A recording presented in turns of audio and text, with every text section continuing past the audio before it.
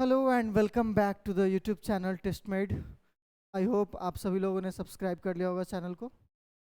तो जैसा कि हम आप लोगों को बताए थे, आज शाम 8 बजे। सबसे पहले तो आप लोगों से क्षमा चाहेंगे, अपने बताए समय पे आज नहीं शुरू कर पाए क्योंकि टेक्निकल ग्लिच थी। कुछ हमारी टीम टेक्निकल वर्क काम कर रहे हैं इस पे। अगली बार से कोशिश होगी हर बार हम समय पे आएँ, टाइम पे आएँ। तो चलिए स्टार्ट करते हैं आज पहला दिन, पहला क्वेश्चन से। Question sessions MCQ for the BTSC Bihar technical service commission x-ray technician. पहला क्वेश्चन हमारे इस कोर्स के लिए ये है। एक्सरेज आर मोडिफाइड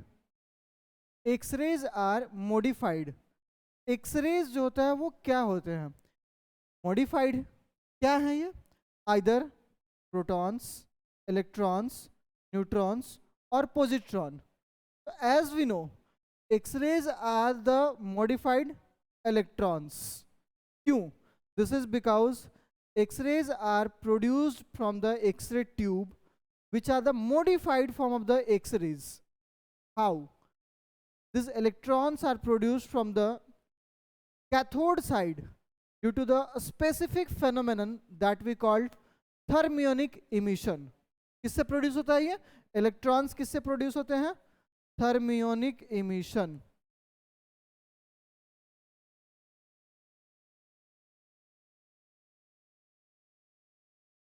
ये थर्मियोनिक इमिशन का मतलब क्या होता है? See the term here, therm means heat, ionic means ions, emission means liberation of electrons. So these electrons are produced by the means of thermionic emission, where the electrons are produced because of the heat, ions liberated. Because of it, ions are liberated. These are the liberated out. Okay. So the answer is electrons. X-rays are modified electrons. Okay. Moving ahead. The next question. The very easy question. The most commonly asked questions. क्या है? The plane, mark the point, the plane that passes through the body at right angle to the longitudinal plane dividing the body into superior and inferior portions. Okay. तो basically जहाँ तक हम लोग देखे हैं, जहाँ तक पता है हम लोगों को, there are three planes: sagittal plane, coronal plane, horizontal, or this is also called axial or transverse.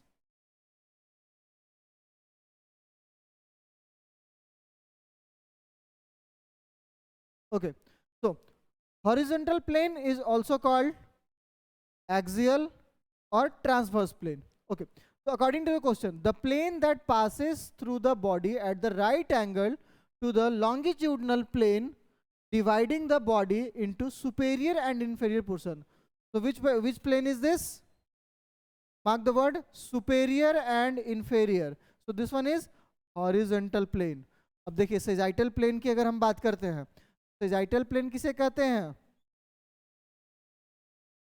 sagittal plane में क्या आएगा? sagittal plane divides the body into right and left halves. किसमें डिवाइड करेगा? Right and left halves. Coronal plane किसे बोलेंगे? Coronal plane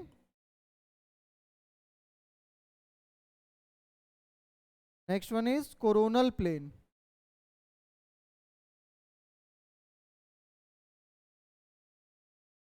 coronal plane किसे बोलेंगे? Coronal plane में आपका आएगा anterior to posterior. It divides the body into anterior and posterior. Sorry,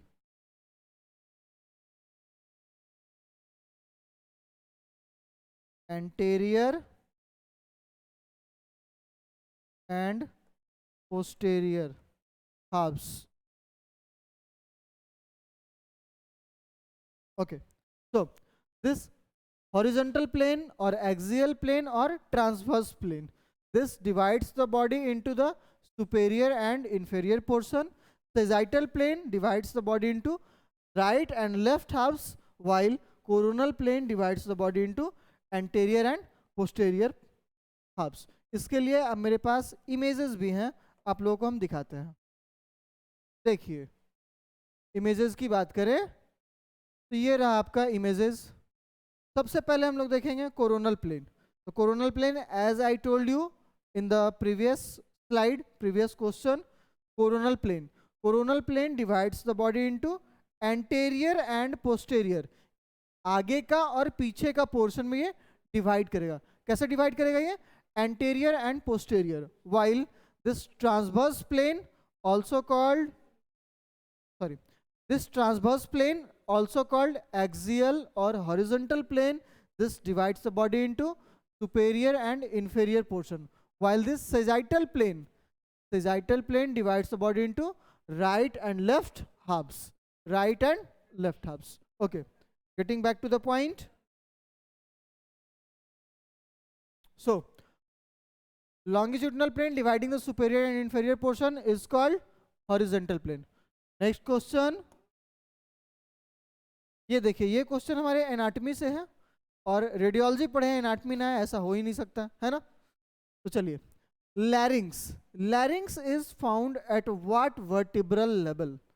लैरिंग्स किस वर्टिब्रल लेवल पे प्रेजेंट होता है? तो अगर हम लोग बात करेंगे लैरिंग्स की, तो लैरिंग्स हमारे कहाँ होता है? Basically it is present in the trunk region, upper region, है ना.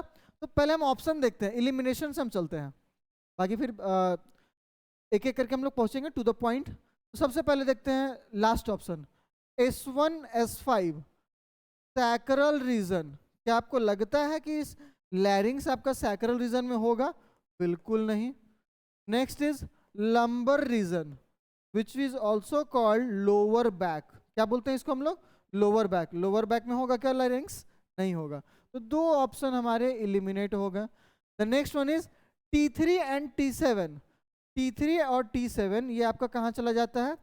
This goes to the inferior angle of scapula. कहाँ जाएगा ये? इंफेरियर एंगल ऑफ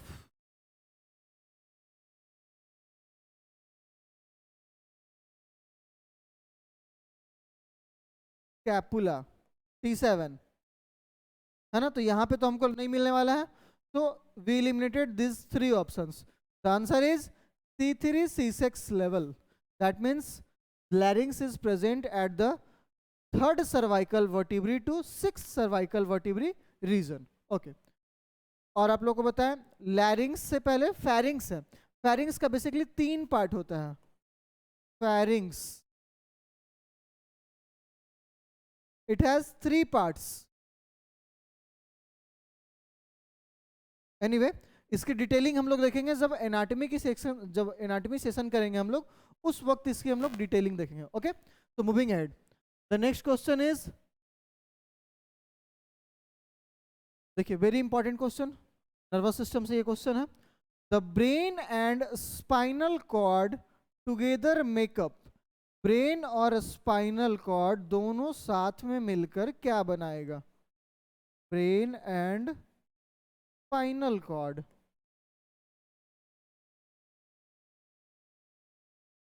क्या बनाएगा? चलिए बताइए, जल्दी बताइए. This both together comprises central nervous system. क्या बनाएगा ये? Central nervous system.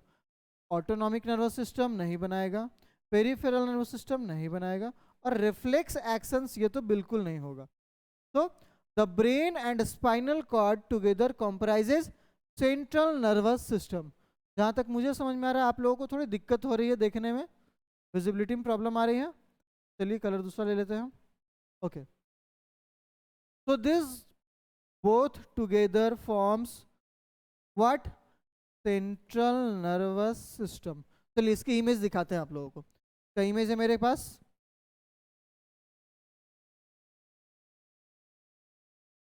ये रहा आपका इमेज. तो स्पाइनल कॉर्ड, क्वेश्चन क्या था? The brain and spinal cord together comprises.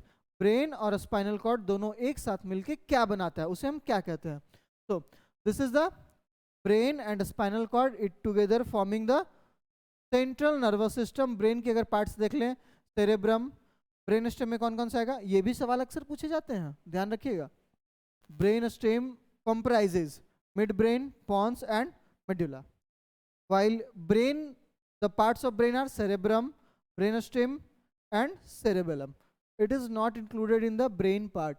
Spinal cord, brain and spinal cord together comprises central nervous. Okay, moving ahead, getting back to the next question.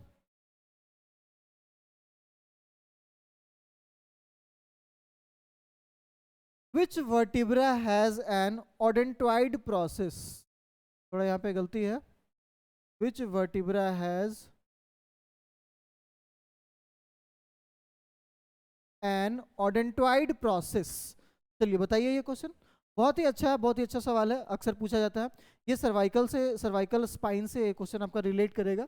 तो which vertebra has odontoid process? odontoid process सबसे पहले होता क्या है? What is odontoid process? Anyone? क्या होता है odontoid process? हाँ बोलिए, anyone, anyone from the session? Okay, so odontoid process is the dense or tooth-like structure. It is the characteristic feature of second cervical vertebrae. किसका होता है ये? Characteristic feature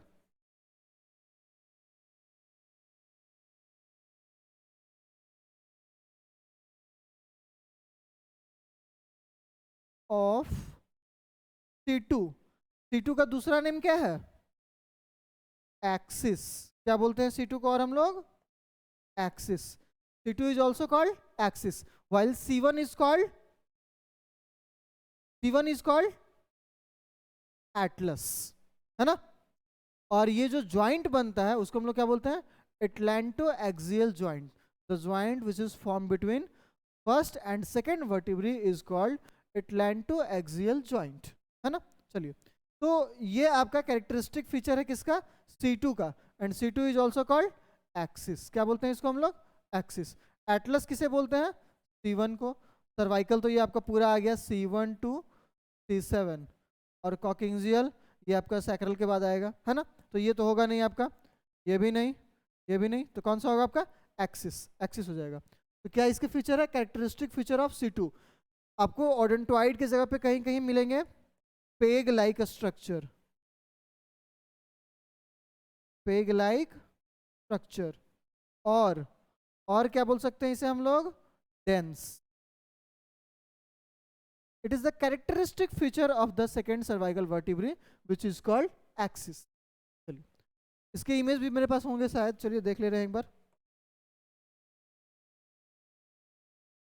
हाँ देखिए, बहुत अच्छा इमेज है, बहुत सुंदर है। Second cervical vertebrae, it has the specific name, a specific feature, characteristic feature which is called dens. अभी आप लोगों को जैसा हम बताएं, odontoid process also called dens, और it is also tooth-like structure, which is the characteristic feature of the second cervical vertebrae. Okay, moving ahead, next question.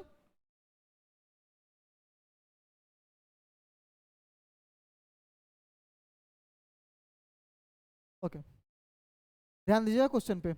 ये question थोड़ा कंफ्यूजिंग होता है, और ये क्वेश्चन आई थिंक बहुत सारे एग्जाम्स में आए हैं, शायद PGI, SGPGI में ये एग्जाम में ये क्वेश्चन आया था, और भी बहुत सारे अक्सर ये क्वेश्चन मिलता है। तो देखिए क्या question, which of the following has largest segment, largest segment तक तो ठीक है, the main confusing part is of largest segment of movable part. सबसे बड़ा कौन सा सेगमेंट होता है वर्टिब्रल कॉलम का? Which segment of the vertebral column has the largest movable part? है ना? अगर हम बात करें largest part of vertebral column, तो लार्जेस्ट पार्ट में कौन सा चला जाएगा आपका? थोरैसिक। थोरैसिक स्पाइन की कितनी नंबर होती है? What are the numbers of thoracic vertebrae? T1 to T12, है ना? लेकिन यहाँ पे बात कर रहे हैं हम किसकी, the main thing is movable part. तो मूवेबल किसकी होती है, सर्वाइकल वर्टिब्रे का। The most the largest segment of movable part of vertebral column, vertebral column जिसे हम लोग बोलते हैं मेरुदंड, मेरुदंड के सबसे लंबे सेगमेंट कौन सा है जो कि मूवेबल है, कौन सा है, लंबर वर्टिब्रे, है ना, L1 to L5। It also comprises and forms the lower back. अच्छा, अब लोअर बैक है तो इसका और क्या फंक्शन जाएगा, what is the function of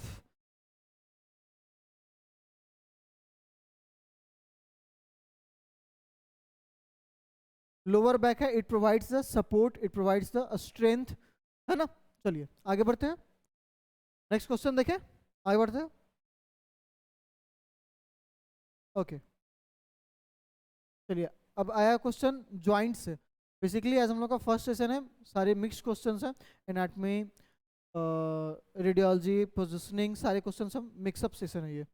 okay तो hinge joint is present between, hinge joint किसके किसके बीच में प्रेजेंट होता है, चलिए बताइए आप लोग, हिंज ज्वाइंट किसके किसके बीच में प्रेजेंट होता है। इससे पहले टाइप्स ऑफ ज्वाइंट हम लोगों को देखना होगा, है ना। And the options are femur and ulna, humerus and ulna, femur and pectoral girdle, femur and pelvic girdle. Hinge joint किसे बोलते हैं हम लोग, ये कहाँ प्रेजेंट होगा बताइए। Hinge joint is present in between humerus and ulna, ये किसके किसके बीच में होगा, ह्यूमरस और अल्ना के बीच में प्रेजेंट होगा। Hinge joint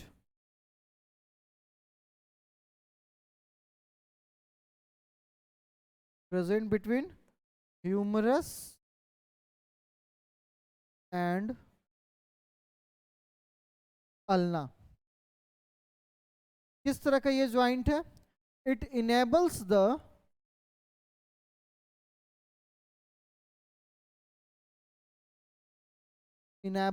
movement in, it enables the movement in one plane.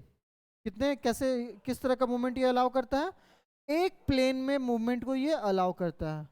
Like example के तौर पे हम लोग देख ले अगर, तो बेंडिंग, हम लोग जो बेंड करते हैं, या फिर straightening,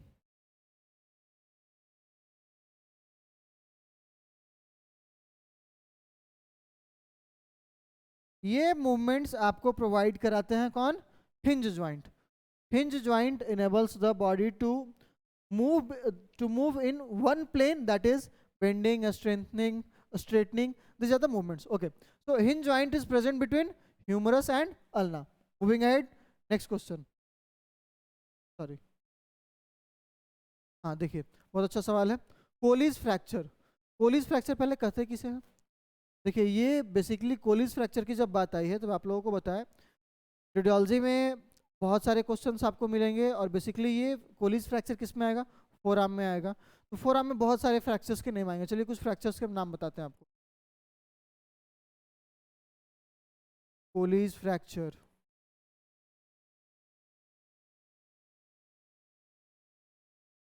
Smith fracture,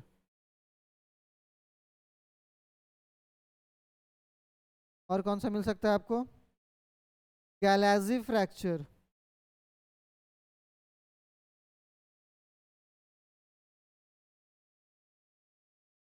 मॉन्टेजिया fracture,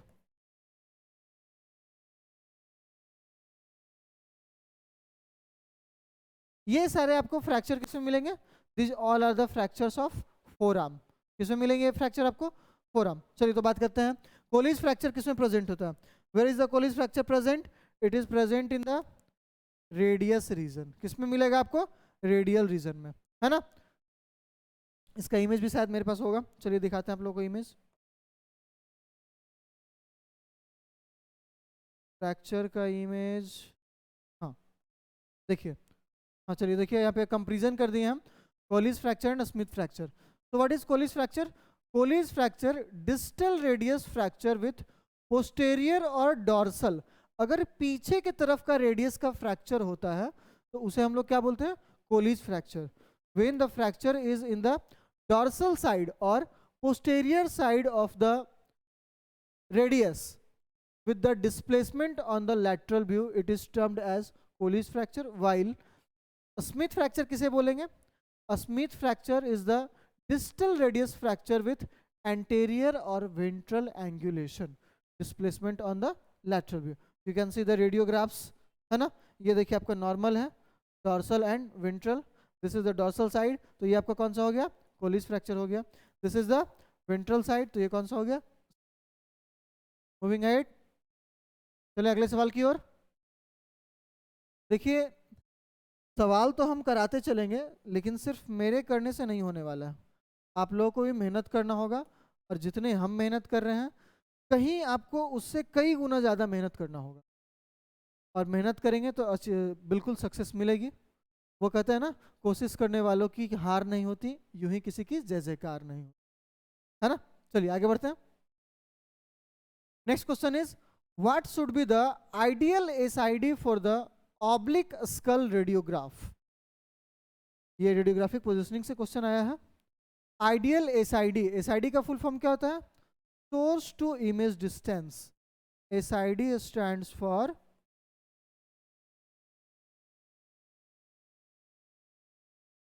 source to image distance.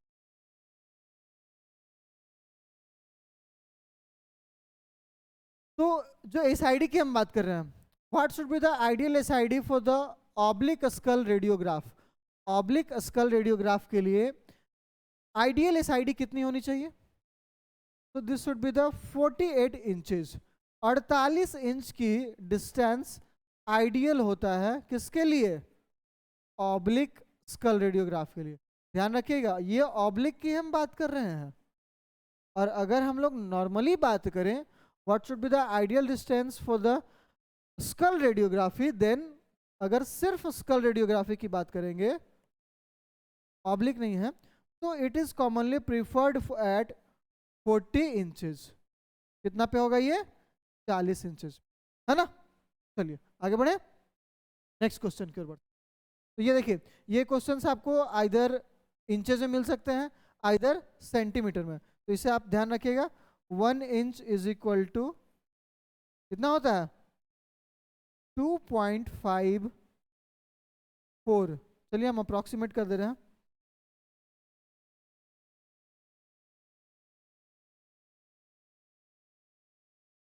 To 2.5 centimetre. तो अगर इसे हम 2.5 से मल्टीप्लाई करें कितना आ जाएगा? 100 सेंटीमीटर, है ना। चलिए ये ध्यान रखिएगा। Moving ahead, the next question, in which view are the zygophysial joints best visualized? चलिए ये पहले बताएं, जाइगोफाइसियल जॉइंट किस व्यू में सबसे अच्छा दिखेगा? तो सबसे पहले हम बात करते हैं कि जाइगोफाइसियल जॉइंट होता क्या है ना। जाइगोफाइसियल जॉइंट क्या होता है, कहाँ होता है, what is the function of zygapophyseal joint? तो it is the synovial joint. किस तरह का ये जॉइंट है? Zygapophyseal joint. ये किस तरह का जॉइंट है? Synovial joint.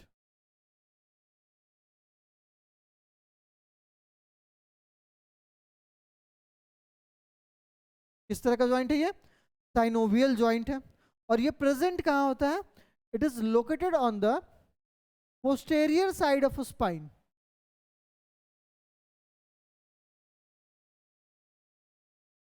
Located on the posterior side of spine,